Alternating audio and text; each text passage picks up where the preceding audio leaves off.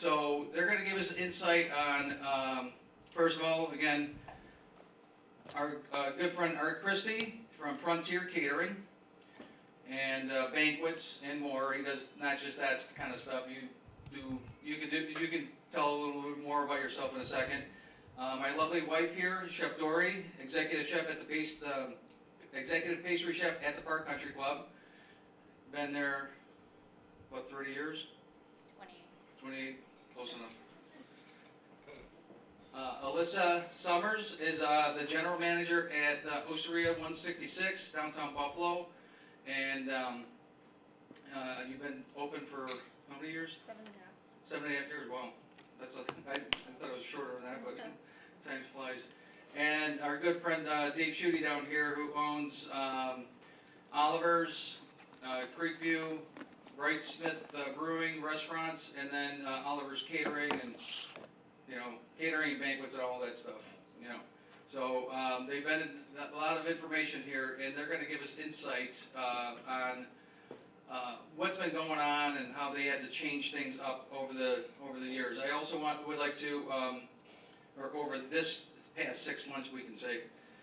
I would also like to thank Josh Bloomberg. Raise your hand, Josh, back there. Give him a round of applause, please. Josh is giving us the opportunity. We're not even supposed to be doing banquets, right, Josh? So we're lucky to have this going on. So, I mean, this is the first thing that we've had this whole year since we opened up. And I'd like to also thank Barb Simone Murphy, who is our marketing guru director, and what's her other titles? Marketing, stuff like that. Okay. Also, we have Aaron McPherson back there, who is taking care of all the videotaping, and our students from digital media. Thank you, ladies and gentlemen. And we also have Dennis Michaels back there in the control room doing stuff. We also had Jesse helping with the IT stuff the past couple of days too. So let's give our guests a big round of applause for taking the time out.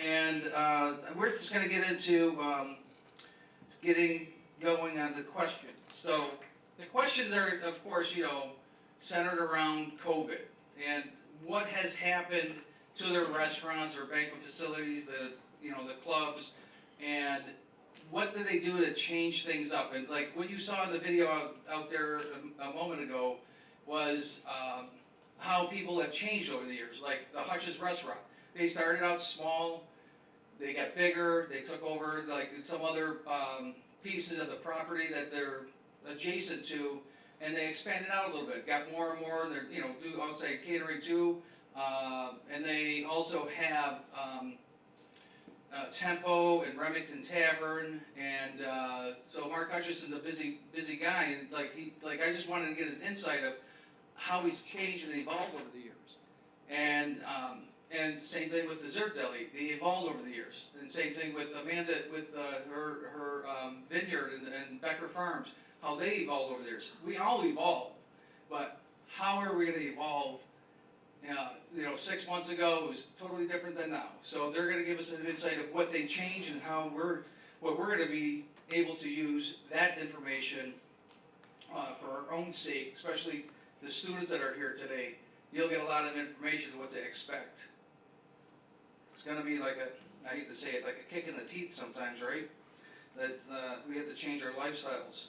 Okay, so first of all, one of the first questions, and I'm going to start with Art Christie down at the end, on how has the COVID year or 6 months affected your restaurant operations. What I mean by that is he's got a catering operation, and that means physically, that means financially, and employees and the attitudes. I mean, that's a lot of stuff to go over, but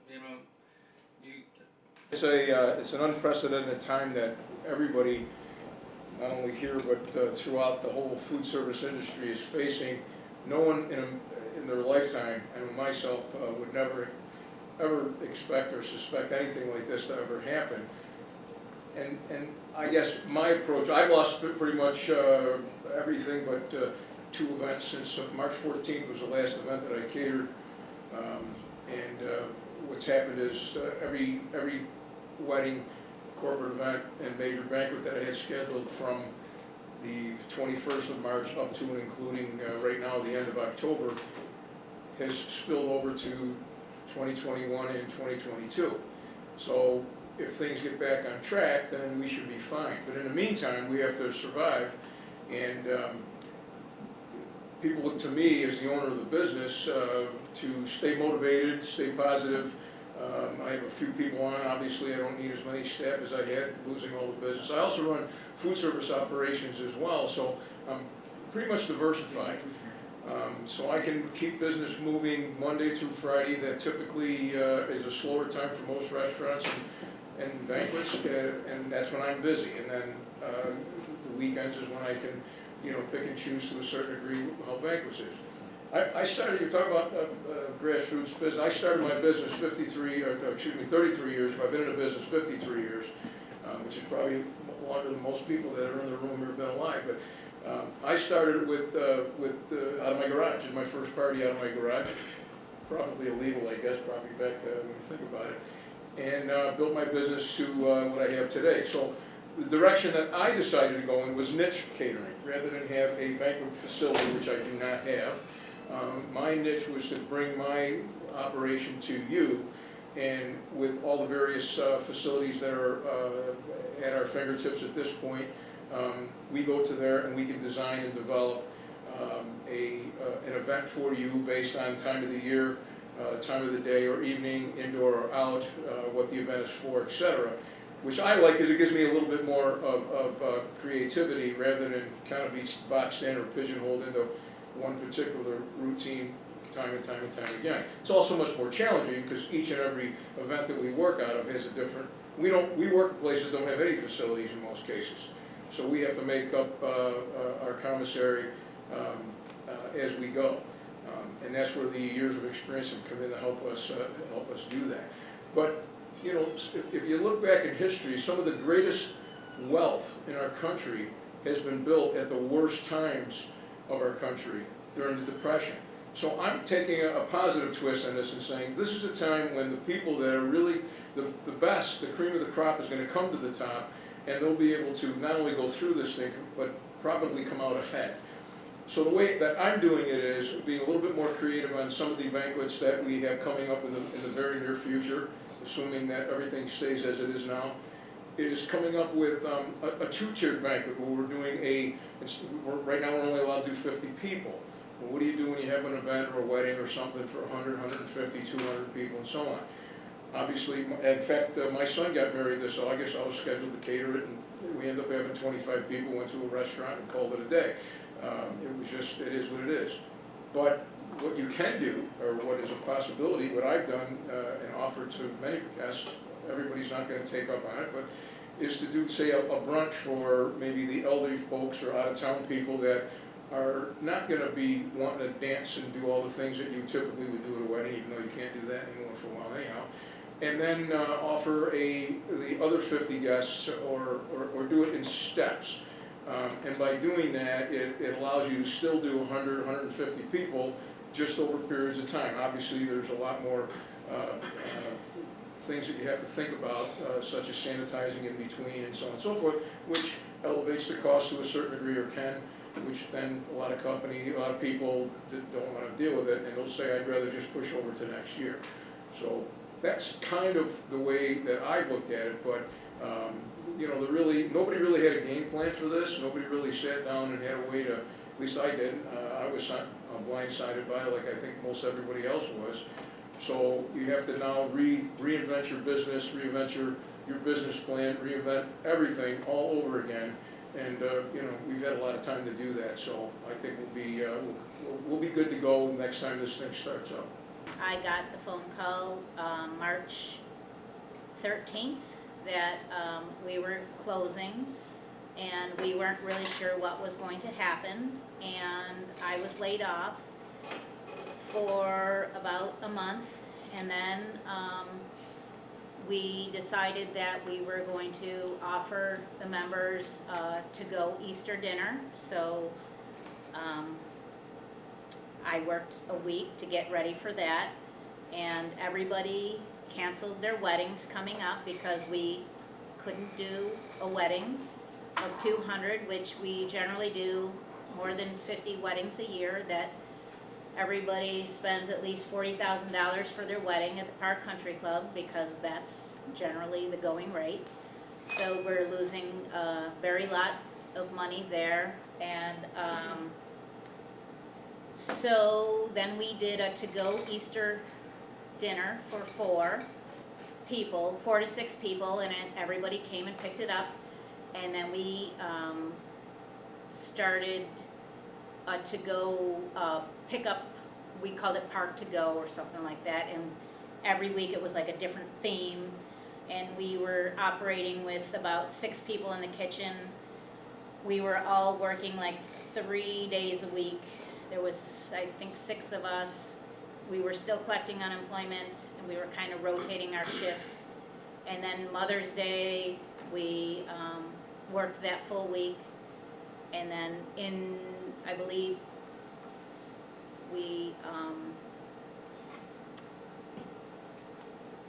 continued our to-go till June, and then we opened up our patio with 50% occupancy, which we have a very big patio, and our members were able to golf, so we were able to give them their monthly assessment.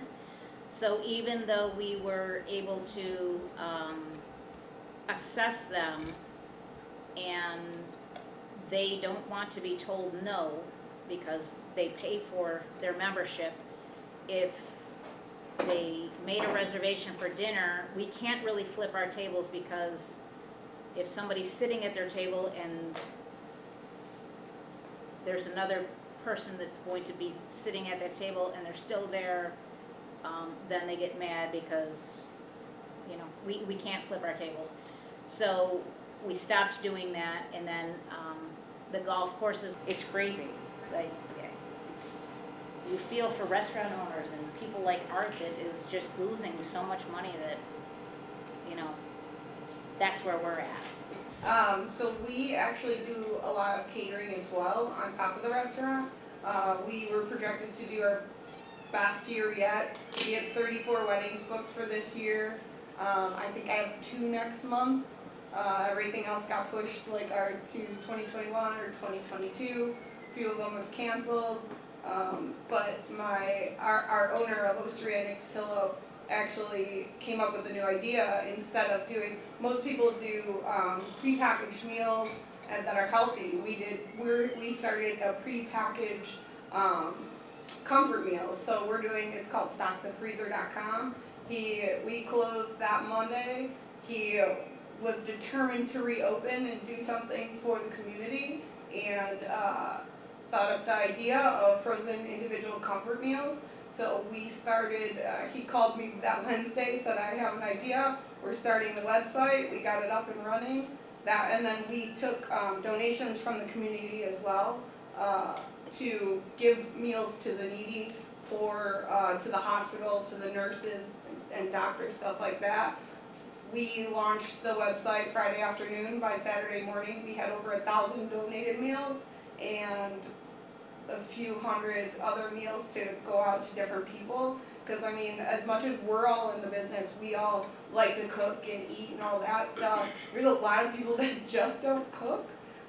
So they were sending it to the elderly, that kind of stuff. So we completely flipped our entire restaurant, and we ended up bringing back probably about 25 staff members to go back to work. We were portioning out food in the main dining room. We pushed the tables together and made lines. Everyone had their own separate space. We got face shields and masks for everyone. We have a banquet room on the 2nd floor. We set up a line up there too to portion out all the food and that kind of stuff. And then our bussers, our hosts, our servers came in and they turned into delivery people. So we went from a la carte Italian restaurant to a frozen meal delivery service in a week. So we completely flipped everything around, and like you're saying, the paper products and the to-go packaging is just insane. Like we started finding spaces to stack boxes of to-go boxes and that kind of stuff. It's just crazy how quickly everything can change. And if you're quick on your feet, like our owner is, can just start a new business in a weekend. And we're still doing, like our restaurant is back open. When we're allowed to open for the patio, we filed a permit for the street, so we have the parking lane as a pedestrian walkway. We have the entire sidewalk as our patio. So we went from a patio of 8 tables to a patio of 18 tables now. So that was super helpful when we did open back up, that we could have people on the patio, because our dining room went from, I want to say, almost about 30 tables to 12. So we don't have much dining inside right now. When the weather turns, not fully sure what we're gonna do yet, but we're lucky enough to have a second floor banquet room, so that will probably flip into part of our dining room, since everything has to be 6 feet apart and 50% capacity. But other than that, the frozen meals have been huge for us, and even in the summertime, you'd be amazed how many people eat a bolognese lasagna. It's crazy. But we've completely flipped our entire model of everything to adapt to what's going on. Thank you. Unique year we're in, right? 9.5 months that we've been at this. It feels like 3 years, right? I mean, the first couple months we were gangbusters at my new brewery, which opened in February, and all of a sudden we got the call and we're shut down. But the other restaurants, Creekview have been 25 years, Oliver's have been over 8 years, and I'll tell you one thing, is my staff is the ones that kept me going. And yes, we redesigned the dining for takeout for all 3 of them, and they just rose to the occasion. You know, my core people designed it, and they rallied, and I just supported them. You know, I was working a lot more hours than I normally did, for a lot less money, of course. But we thought it was important to stay relevant, to provide takeout meals for the community. North Buffalo, we did very well with Oliver's. As Dora was saying, you know, the holidays, Easter, Mother's Day, phones ran off the hook because we changed from just doing individual takeout meals to doing more family style, 4 to 6 to 8 people packaged family to-go meals. So that was important to get through that period. So facility design with regard to takeout was unique. We took a AAA 4 diamond restaurant and basically changed it into a takeout facility. It was pretty neat, boxes everywhere. The costs were prohibitive, but you had to do it. You had to do it for the community, for the employees, all my core people, their salaries, their health insurance. I thought it was really important to, if we're going to come out of this, to keep them going, as they kept us going. So fortunately, we got back open in June, like everybody, and we're steady like this. To this day, takeout still is a very relevant player in all 3 of my restaurants. We've designed actually the front of the house a little differently, both Oliver's and Creekview. We actually set up tables and phones in the front of the restaurant to accommodate both the orders and the items coming out of the kitchen to go into the cars. So that's a little bit of a change. The back of the house at all 3 restaurants didn't change too much. Certainly more sanitizing stations, more procedures on deep cleaning, that kind of thing. But it's been an interesting year. And the brewery, that's an interesting one in itself, because we opened it in February. We knew we were going to have a nice little beer garden out in the back, which was supposed to be bands and fire pits and horseshoes and bar, and turned into basically a big patio of deuces and 4 tops.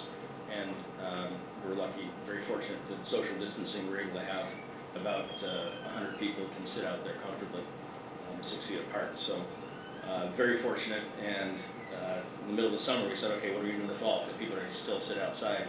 So we installed heaters above the bar as well as those pyramid heaters out in the surrounding tables. So this past weekend, Friday for instance, was a little chilly. Had a great night out there, did not miss a beat. So we'll see what happens. You know, people ask me how long I'm going to keep my patio open. I'm like, probably Christmas, maybe January. Because I'm thinking, you know, you can have some fun with it. And in marketing, you have to reinvent yourself. You know, I don't think any industry is besides football is better at audibly at the line. And that's what we have to do. To sit on your hands and just say, sorry, you know, got through this awful thing at us. What do we do now? Just shut down? No, you adapt. You change. You know, this is what we do best. And You might need a big screen TV out there. we have two. Perfect. Although I think people are doing home parties this weekend. That's awesome. But yeah, we're gonna start marketing the Bills games as well. But yeah, that's pretty much my story there. Unique year we're in, right? 9.5 months that we've been at this. It feels like 3 years, right? I mean, the first couple months we were gangbusters at my new brewery, which opened in February, and all of a sudden we got the call and we're shut down. But the other restaurants, Creekview have been 25 years, Oliver's have been over 8 years, and I'll tell you one thing, it was my staff is the ones that kept me going. And yes, we redesigned the dining for takeout for all three of them, and they just rose to the occasion. You know, my core people designed it, and they rallied, and I just supported. You know, I was working a lot more hours than I normally did, for a lot less money, of course. But we thought it was important to stay relevant, to provide takeout meals for the community. North Buffalo, we did very well with Oliver's. As Dory was saying, you know, the holidays, Easter, Mother's Day, phones ran off the hook because we changed from just doing individual takeout meals to doing more family style, 4 to 6 to 8 people packaged family to-go meals. So that was important to get through that period. So facility design with regard to takeout was unique. We took a AAA 4 diamond restaurant and basically changed it into a takeout facility. It was pretty neat, boxes everywhere. The costs were prohibitive, but you had to do it. You had to do it for the community, for the employees, all my core people, their salaries, their health insurance. I thought it was really important to, if we're going to come out of this, to keep them going, as they kept us going. So fortunately, we got back open in June, like everybody, and we're steady like this. To this day, takeout still is a very relevant player in all three of my restaurants. We've designed actually the front of the house a little differently, both Oliver's and Creekview. We actually set up tables and phones in the front of the restaurant to accommodate both the orders and the items coming out of the kitchen to go into the cars. So that's a little bit of a change. The back of the house at all three restaurants didn't change too much. Certainly more sanitizing stations, more procedures on deep cleaning, that kind of thing. But it's been an interesting year. And the brewery, that's an interesting one in itself because we opened it in February. We knew we were going to have a nice little beer garden out in the back, which was supposed to be bands and fire pits and horseshoes and bar, and turned into basically a big patio of deuces and four tops. And we're lucky, very fortunate that social distancing, we're able to have about 100 people can sit out there comfortably, 6 feet apart. So very fortunate. And in the middle of the summer, we said, okay, what do we do in the fall? Because people are going to still sit outside.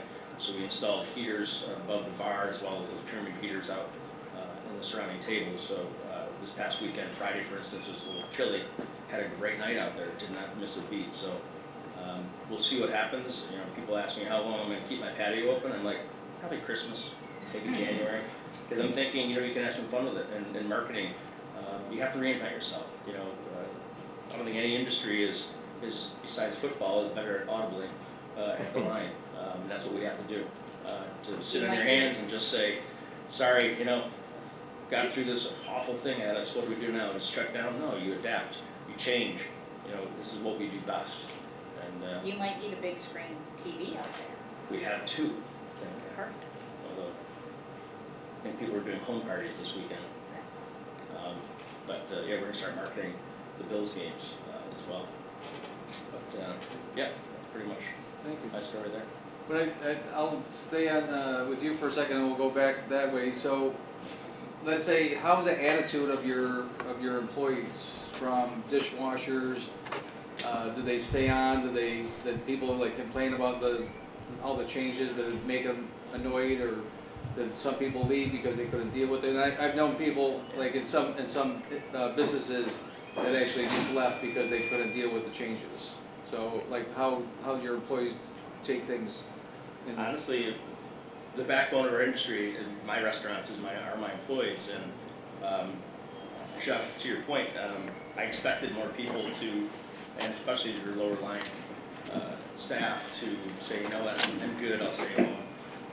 Now they did through the takeout period. We did our own dishes. My managers became takeout people, and my chefs rallied, did dishes and things. But when we reopened, they all came back, every one of them. So we're very fortunate in that regard. And again, I say, I don't do what I do and provide hospitality the way we do without my staff, back house, front of staff. That's the most important thing you can develop in your facility. And I heard like some people didn't want to come back after they were getting paid well from the government and the unemployment and everything like that. So that's what I'm trying to get to too. Yeah. Like how things are going. Alyssa? We've got the majority of our staff back, and we don't really have any new employees because we've gotten all the people that we had before back. We've got people that have been there since day one. I know one of my servers is now, she runs stock the freezer for me, so she's actually gotten a promotion to a manager now, to help us run more things and have more responsibilities. Like you said, my chefs have been jumping in the dish pit to help our dishwashers, my servers do as well.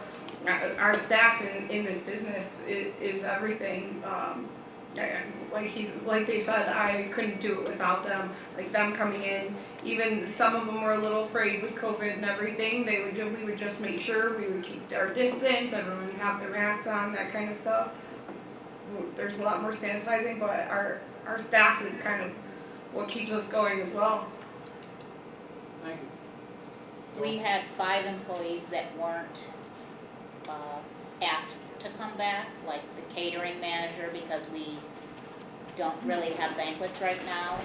The assistant manager I'm just gonna fix it. The assistant manager is doing the booking of the parties, and since they're only parties of 50, it's not really difficult to do. And somebody in accounting wasn't asked back, a cook was not asked back, the catering manager's assistant, and I don't know, somebody else. But I know most everybody, especially we have a couple employees that really rely on health insurance they have some children with a couple of really serious health issues that people were dying to get back. Because I know the club was paying their insurance, I don't carry the health insurance, but they were like, we have to get back because of their kids, so it wasn't, I mean, I know that extra money was really great, but I mean, everybody came back. And then there's a hiring freeze that I know they can't hire, so that wasn't an issue. Is the attitude? There was no attitude about that, about coming back. No, I'd like getting back to work and. Everybody was dying to get back to work. What about you, Art? Well, I never had anybody complain about anything. Never had an employee problem. As a former veteran of the Vietnam War, I've always had the motto, not me personally, but never leave a fallen man behind. So I basically when this all came together, I got my staff together and said, look, here's where we're at. I'm going to pay you even if you don't work, just because it's not your fault, not my fault. I'll get through this one way, shape, or form. And gave them the option whether they wanted to take a little sabbatical. But I still paid for all their expenses. I have a smaller staff, so I don't have hundreds of people. But I don't look at them as employees. They're kind of like partners in my business. This is why at the end of every quarter, at the end of every section, I had, profit sharing, so we had a good quarter. I share it with the staff. This question is for Dave down here. So, has sanitizing your facility been easy or getting easier? And has it put a cost on your operation? Really good question, Chef, because during COVID, during the takeout period, we obviously canceled all of our cleaning services. We didn't need them. We didn't need a clean dining room for the guests. You know, we sanitized, of course, all the surfaces and all the takeout areas, the bar area, where we were using. So the cost of the chemicals went up, certainly. So that was a little bit of an impact. But we actually changed at all 3 restaurants kind of how we do cleaning now that we're open. Instead of having our cleaning crew come in with an outside service and just literally pass a mop, vacuum, do the counters, the bathrooms, things like that, and leave, we actually decided to have them come in and do a 1 day of 3-hour deep cleaning. And our staff then is now doing daily cleaning on top of it. But so once a week, we're spending less money than we would on the overall week for cleaning with this company, but they're doing the grout in the bathrooms, the kitchen, the bar, behind the bar, the surfaces, the ledges, the beams, everything. And so we actually have a cleaner restaurant now than we did probably a year ago. And then our staff is very conscious of cleaning because of this. They want a clean environment in which to live and work. So certainly the costs have gone up a little bit, but the environment is cleaner, safer, and the staff is more motivated to be there because they know they're cleaning it and they have support with this other company. So it's been actually a positive for us. Melissa, you want to also answer that? Well, we're about the same. We have a company come in and deep clean as well. The bathrooms, the dining room, the kitchen. They even go into our walk-in coolers and sanitize those. But yeah, there's a better routine now than there ever was. We keep a lot more sanitizer buckets and spray bottles and all that kind of stuff. And we have alarms in the kitchen that every hour and a half we switch out. The alarm goes off, switch out your bucket. So we've got timers set so everyone knows when exactly to switch them out. So it gets switched out a lot more often than it used to. Dora? So we had an employee test positive for COVID recently, and we had an outside service company come in for a week straight and clean the club on top of our cleaning people that we have come in.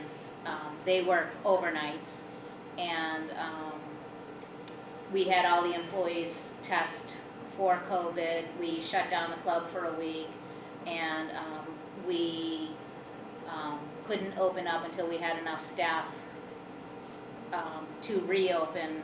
And then once we did that, then we could all come back to work. And then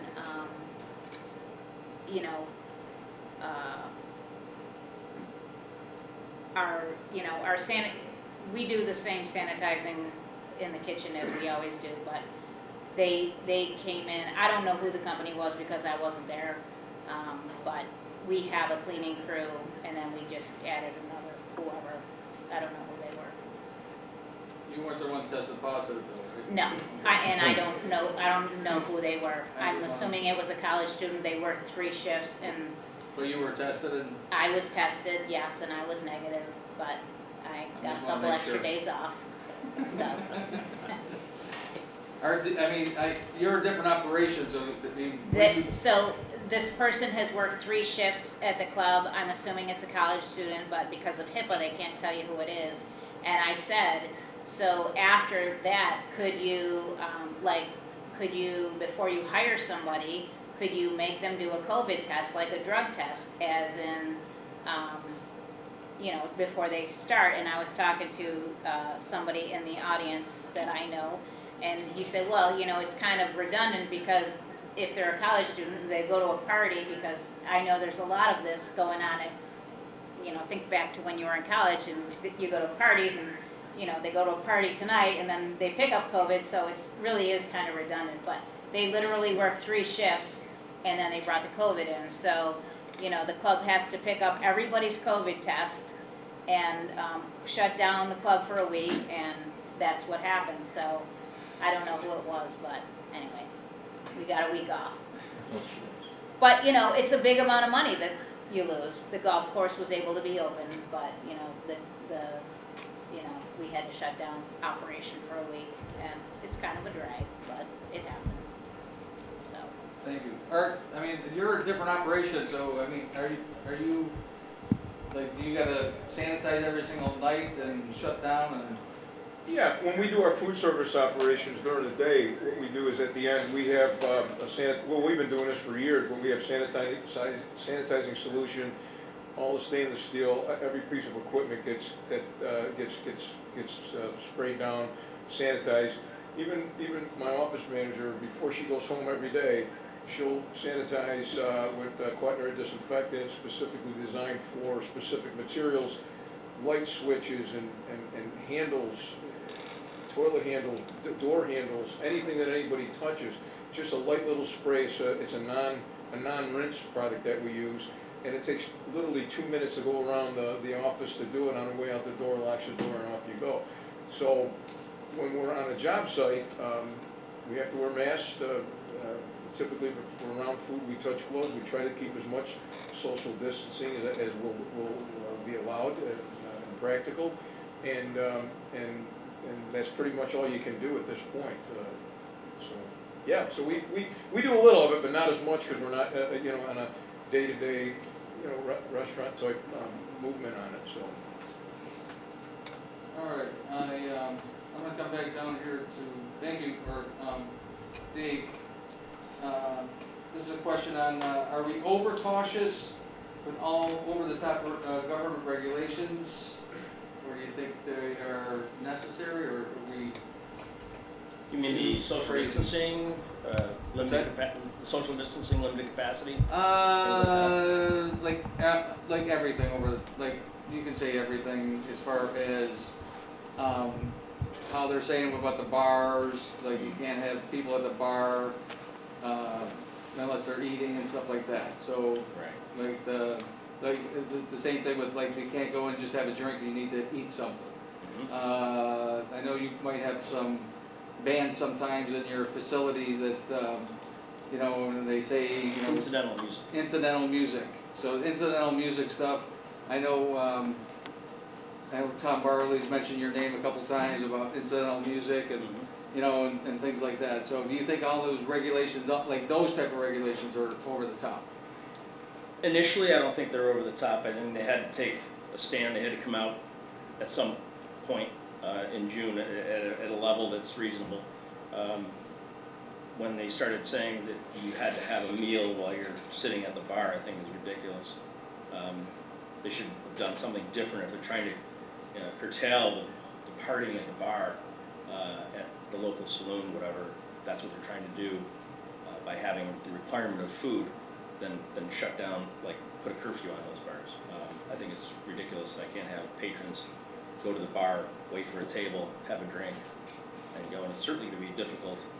We've been talking about it today in January when you have a wait list. What do you do with people? Right now, they walk around outside, they may go to their car. But so I think some of the regulations were necessary. I think they need to be relaxed a little bit as we go forward. But certainly the eating at the bar is the one that I have a problem with, or standing at the bar.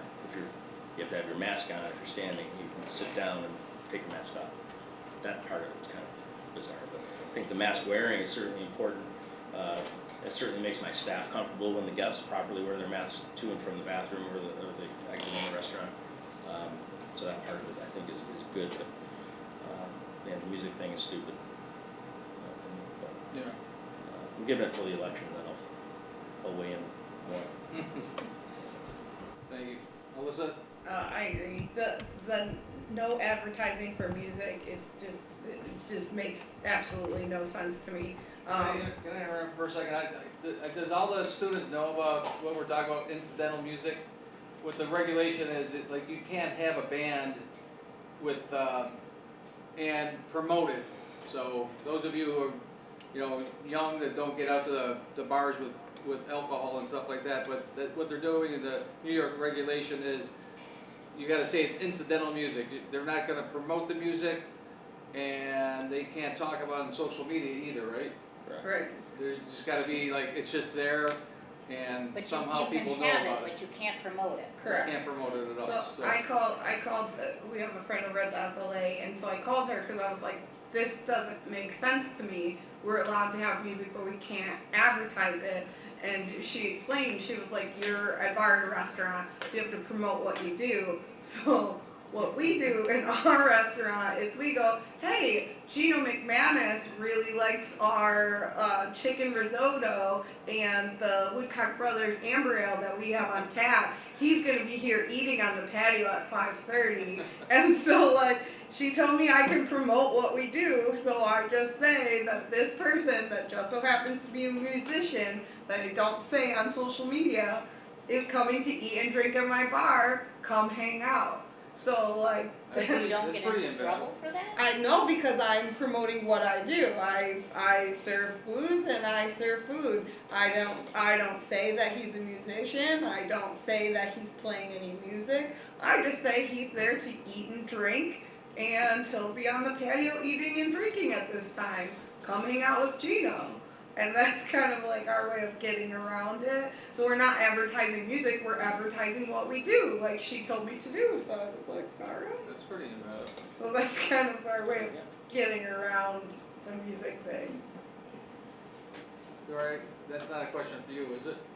No, we haven't had live music. Well, we have, but we don't advertise, we're different.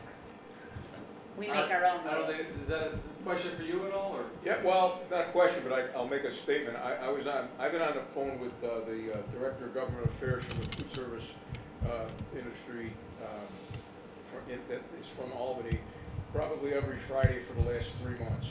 And when they first came out with this, you gotta have food.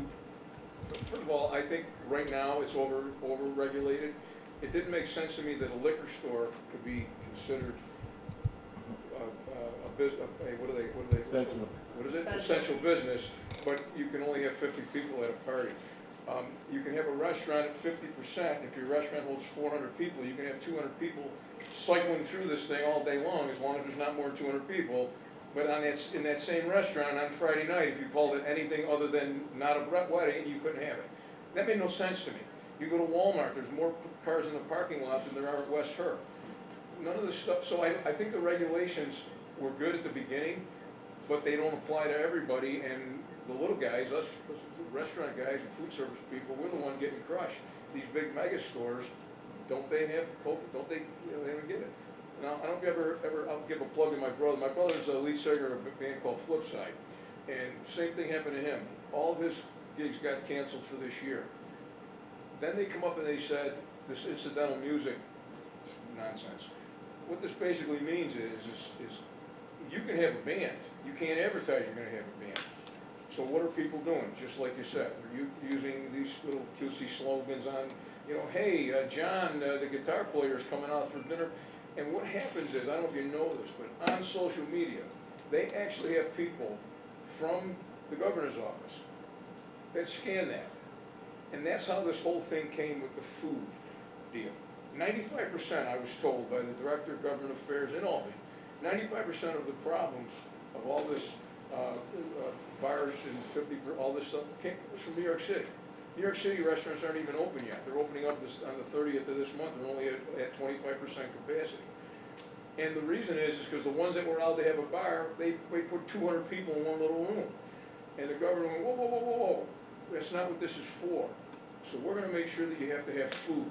So you can still go out and enjoy an evening with your friends. You can still drink and socialize. We just don't want you up this close to the next person. Well, what do you think happened? Everybody got cutesy on Facebook. Hey, I'm gonna put a pickle, and that's food. What do you mean? And then he got pissed off. That's when he came up with the chicken wing thing. Well, that's not food. My brother-in-law stopped at the Wilton Bull's house the other day, grabbed the beer. The lady said, "You have to order food." He goes, "All right, give me an order of chicken wings." He said, "That doesn't count." Guess what counted? A hot pretzel. Who cares? It's not funny, but it's laughable that the rules that they have are just so, it's like throwing the spaghetti against the wall and see if it sticks or not. So a lot of this stuff is just a yin and a yang. Somebody does this, and they're gonna come up with a way to counter. And then they're gonna come back and say, okay, that's what this incidental music stuff. So now my brother's booked at all these places now. His band Flipside, if you ever heard him, that's my brother. But they can't advertise it there. They can play, but you gotta be 10 feet from the first person. You're not allowed to dance. You have to do the social distancing. And but they can still do it. So what happens is that, and the government is just trying to keep everybody on the right direction. But I think now they've taken it a little bit too far. I think they've pushed it to the point where, the last number I heard from the gentleman in Albany was 67% of the restaurants are not gonna make it to the end of the year. That's what I said earlier, if you're with two other people, look to the left, look to the right.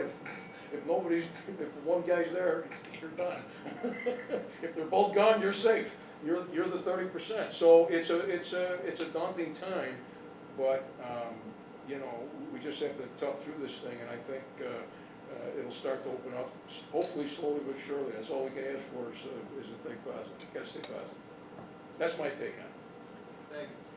So with that last comment that you said about the restaurants, what was the percentage not gonna make it? 67 was the last number I heard. So, and how many restaurants do you own, Dave? 67. Just 3. So, 111. so you own 3 restaurants. Do you think, I mean, that's tough for you, like juggling 3 restaurants. When, like you and I talked for a second yesterday morning on the phone, and he's going from like one place to another place, and I go, "Are you gonna watch the game at all?" And he's like, "I don't have, no, I think you just said, no, I'm not gonna watch the game." And I know in your head, you're like, "I don't have any time to watch the game." Right?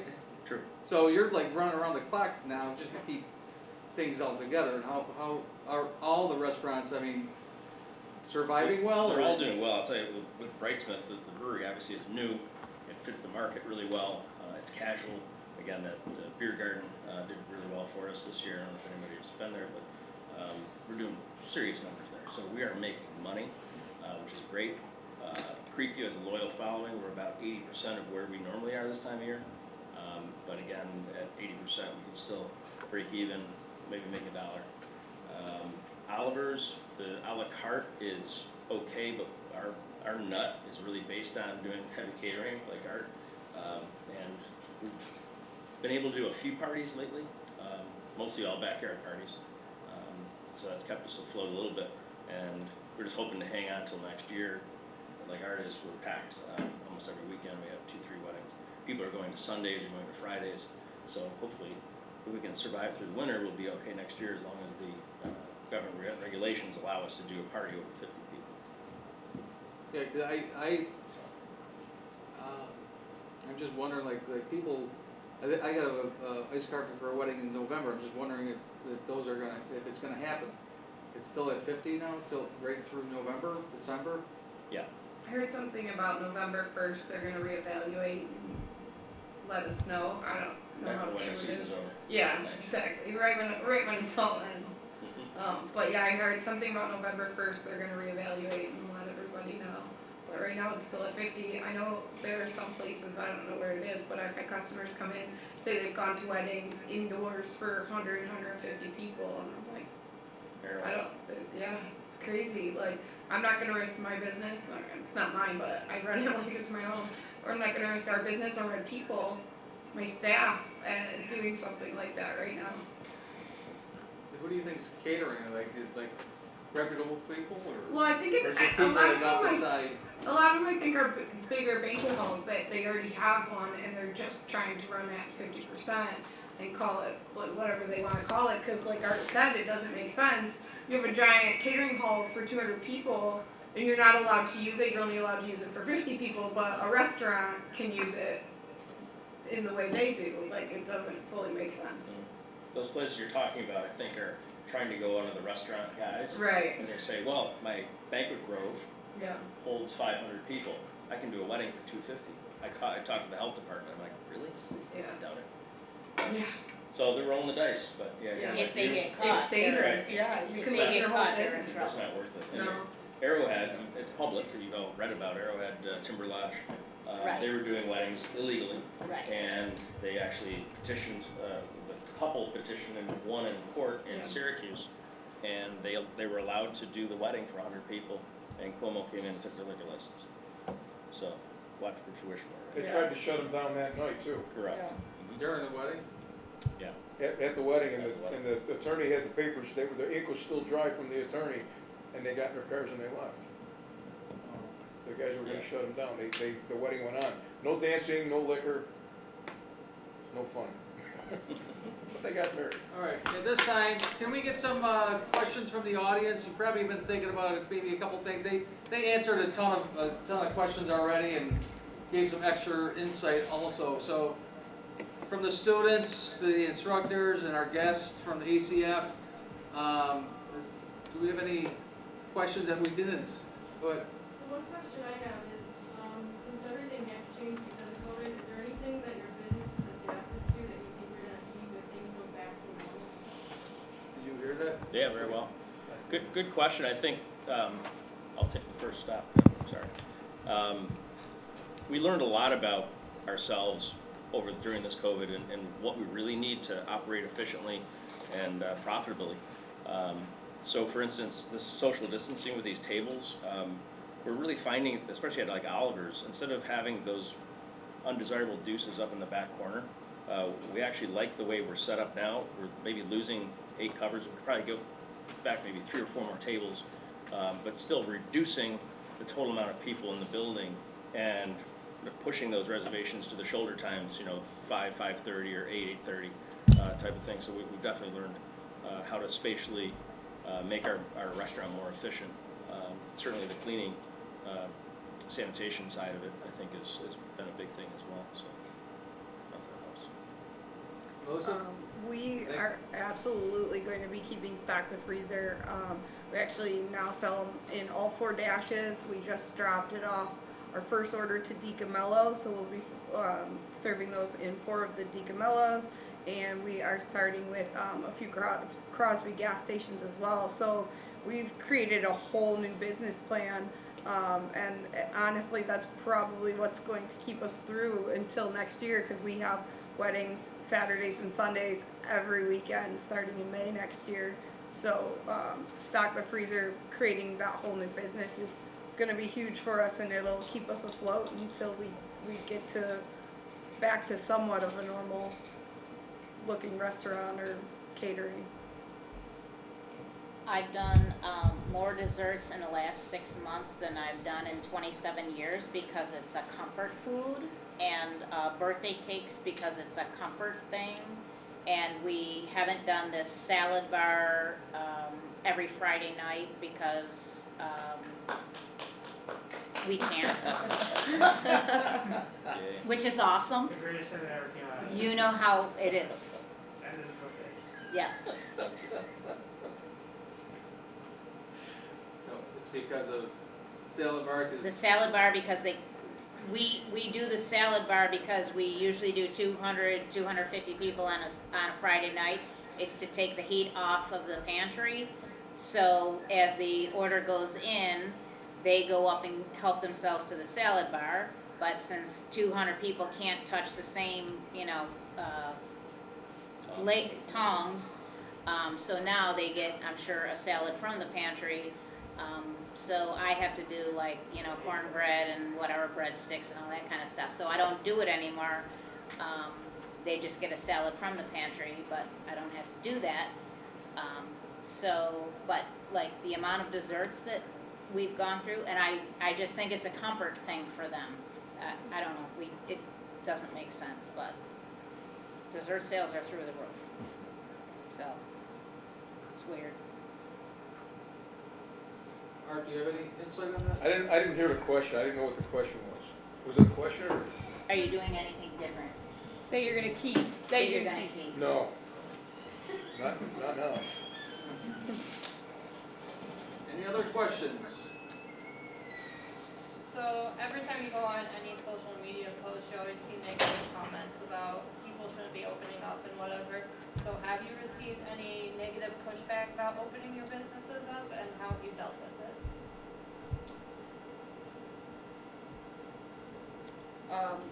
We haven't really gotten any negative feedback from opening. We've been doing stuff through the quarantine and everything. We waited a few extra days to open back up, since when they said, hey, everyone can open up their patio tomorrow, here's a 13-page paper, good luck, figure it out. We kind of gave it a few extra days to like figure it all out seriously and all that, but I don't think I've had anyone post anything or send anything negatively about opening. We actually had a lot of like nice people. I had an older couple walk in the other day, and they wanted to sit at the bar, and I told them I'm sorry, we were booked because we can only fit 2 sets of people at our bar, and the patio was full, and they were like, you know what, we're so happy you're doing well, we'll try and come back another time. And it was just, it's nice to see that people are actually like encouraging, and like that they're getting out and they're like, you know what, we see everything spaced, it's really nice that you're doing it right, there's not enough space for us, we'll just try next time. I've gotten a lot more of that than really, the only negative stuff I've gotten is people walk in without a mask. I ask them to put it on, and they tell me that they're not going to, that they'll leave, and I go, okay, the door's right there, bye, sorry, it's not my rule. I think in general, people are just happy to get out. Yeah. Yeah, I haven't seen any negative comments for my restaurants, at least, of how dare you open or anything like that. As a matter of fact, I take it to the other side, and the silver lining, I think, now is pre-COVID, we had everybody that came to our restaurants was a food critic, right? And God forbid something went wrong, they'd slam you on Facebook or social media or Yelp or whatever. And I find there's very little, it's quiet. It's like very quiet. No one's slamming restaurants anymore. I think they're more compassionate Right. to our industry now. Yeah. They're very thankful that we're doing it right, that we're spacing our tables out, we're sanitizing, we're wearing our masks, we're doing everything right. And so I find it's almost the opposite, and I think it's kind of refreshing. All right, Sabrina? Yuri, and then you, Sabrina. With technology today, there's like infrared cameras that read, temperature as guests come in, and automatically, deny them entry. There's such thing as like improved filters you can add to like your HVAC systems and stuff like that.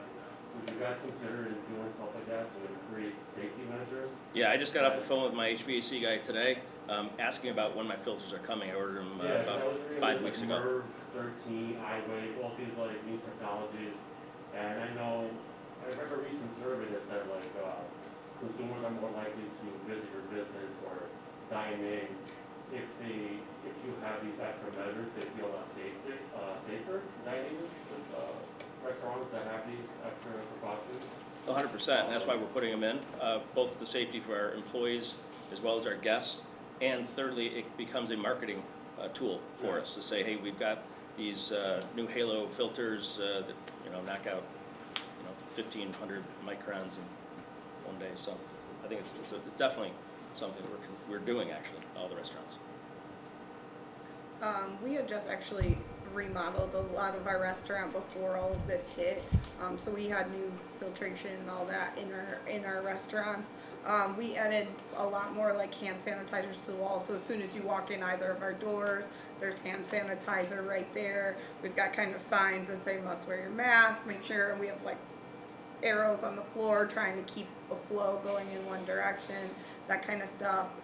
We do have our staff take their temperature every day.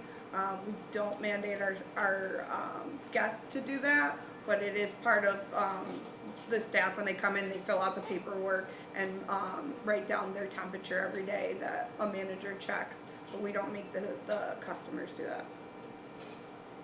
You gotta be careful with that too, because it's a HIPAA violation if you keep those records.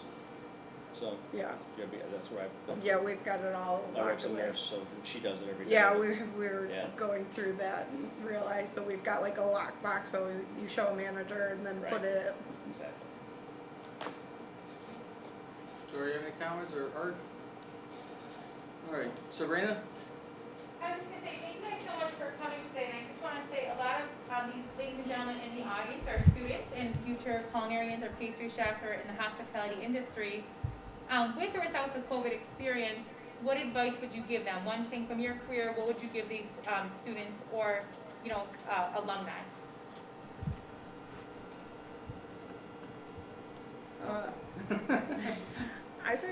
learn from everybody in the restaurant or wherever you end up.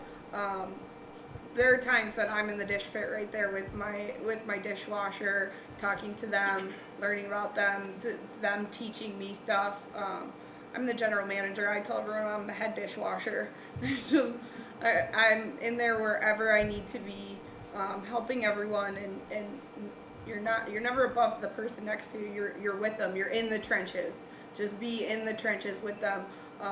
Jane actually used to work with me, and we pride ourselves that we don't really have a wall in front of the back of the house. Our cooks would come out and roll silverware with the servers at the end of the night, so we can all go out and hang out and have drinks together and that. And so like there's no wall. There shouldn't be a wall between front and back of the house or any of that. Just kind of that's how I try and run our restaurant. It's just together. Everybody's together. Everyone helps everyone. Like I said, during the quarantine, my servers were coming in, working in the kitchen, portioning stuff and all of that. My cooks would, if I needed another driver that day and all the food was frozen, so they would go and dry for me. So there's no front, back, dish pit, line, any of that. Like, just be together. You'll learn more that way. You'll That are in this industry. We don't do it for the money. We do it because we have a passion for it, and stay true to that. Listen to your talented chef instructors, and go out and find a mentor. Don't just go after a number that for a salary. Find a restaurant that somebody, or that they carry the same qualities of the type of restaurant you want to work in eventually, and don't be afraid to take less money to get the experience, because the money will come if you stay passionate about your craft. And remember, if you're not 5 minutes early, you're late.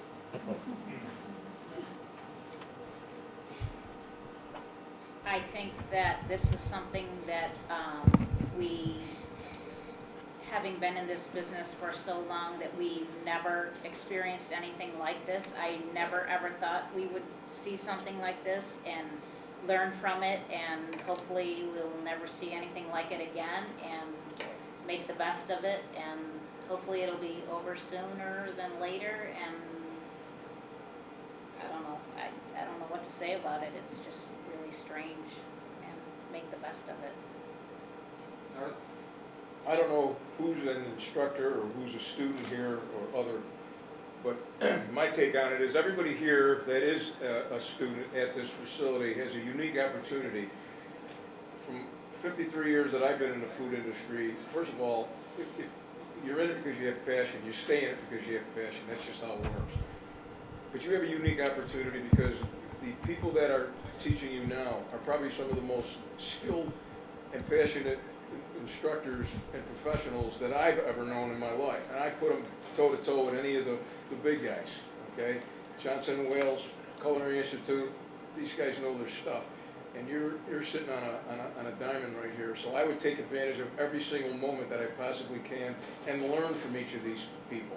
The next thing is you want to, if you haven't already done so, get a job in this industry and learn every facet of it. I certainly can't tell my dishwasher that these many racks or this much work needs to be done or should be done in this much time if I haven't done it myself.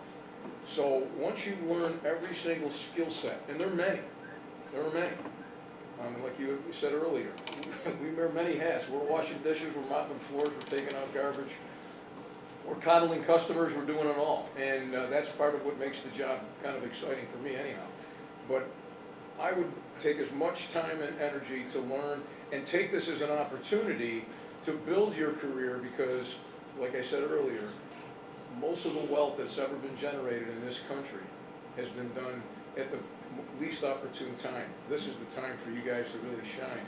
And in a few short months, it'll all start to go, and you'll be heads up on everybody else with the right mental attitude. I mean that in sincerity.